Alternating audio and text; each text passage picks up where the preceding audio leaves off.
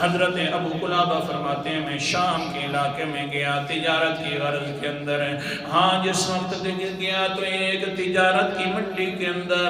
انسان تھا، وہ پڑا ہوا ہے، نہ آنکھیں ہیں نہ اس کے ہاتھ ہیں نہ پاؤں ہیں، بس صرف پڑا ہوا ہے۔ لوگ اس کو جس طرح مسکینوں کو کچھ دیا کرتے ہیں پیسے وغیرہ آ کر ڈال رہے تھے سامنے، میں بھی گیا پیسے ڈالنے کے لیے، میں تھوڑا سا قریب گیا تو اس کی زبان سے بھی میں نے کچھ الفاظ سن لیے، کیا کہہ رہا تھا؟ یا عثمان یا عثمان یا عثمان اصدقک اثنان و انی انتظر الثالثہ۔ اے عثمان جی تیری دو باتوں نے تجھے تو سچا کر دیا ہے، تیسری بات کی انتظار کر رہا ہوں، وہ بھی میں ہو کر رہوں گا۔ میں نے سنا ابو قلابہ کہتے حیران ہو گیا، میں نے کہا من انت من عثمان، او بندہ تو کون ہے اور عثمان کون تھے،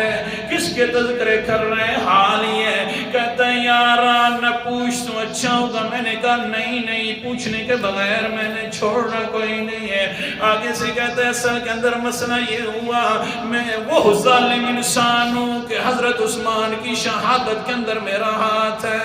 بلکہ جس وقت میں آگے گیا تھا ان کی بیوی چھڑانے کے لیے حضرت نیلہ سامنے آئے تھی، میں نے تھپڑ مارا تو عثمان نے آگے کہا یارا یہ بتلا میرے گھر والوں کا کیا قصور ہے تو چلو میرا صحیح نہ، ان کے اوپر ہاتھ کیوں اٹھا رہے ہو؟ پھر میں نے جان بوجھ کر تکلیف دینے کے لیے دوسرا تھپڑ مار دیا۔ حضرت عثمان تھے، ہاتھ اوپر کر کے کہتے ہیں اللہم اعط اللہ وعزلک اللہ وادخلک اللہ فی النار۔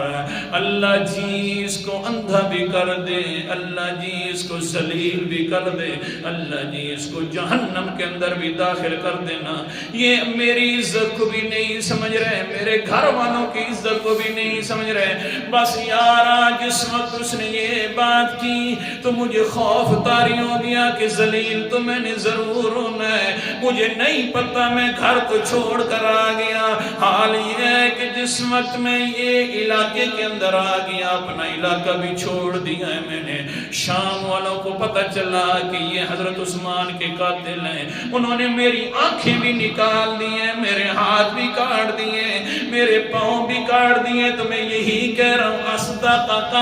اثنان یا عثمان و انی انتظر الثالثہ۔ اے عثمان صاحب جی دو باتیں تو سچی ہو گئی ہیں، اندھا بھی ہو گیا ہوں، ہاں اور ساتھ میں پاک بھی ہو گیا ہوں، ذلیل بھی ہو گیا ہوں، تیسری بات کا انتظار ہے، بس مرنے کی دیر ہے، جہنم میں بھی داخل ہو جاؤں گا۔